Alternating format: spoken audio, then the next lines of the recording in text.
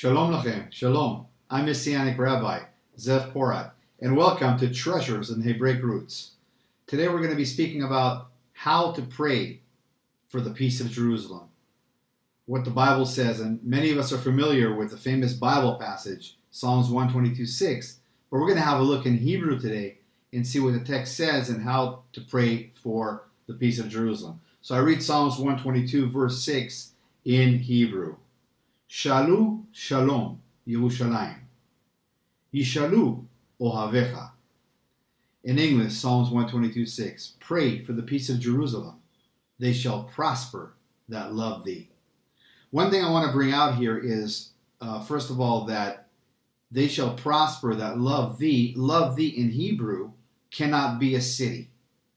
It has to be a person. So what the text is saying in Hebrew is, pray for the peace of Jerusalem.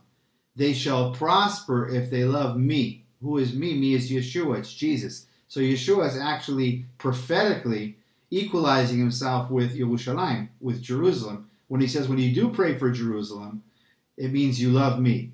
And it would match what he did all through his ministries. The Pharisees confronted Yeshua, Jesus, and they told Yeshua, can you keep your disciples quiet?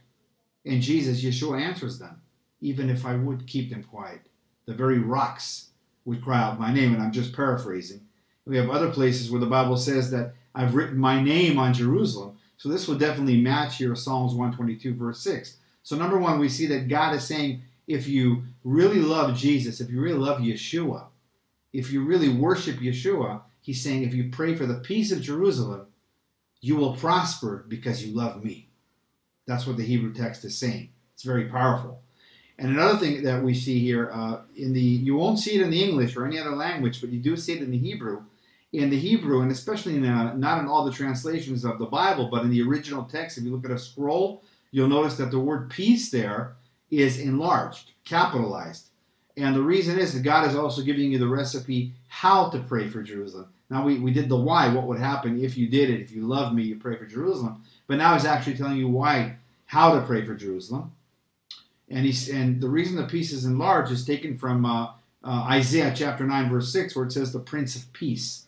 So he's saying, pray for the peace of Jerusalem, pray that they will come to know the Prince of Peace, because the gospel went to the nations, the gospel went to the world, because Israel rejected the gospel. The Israelites rejected, they were blinded.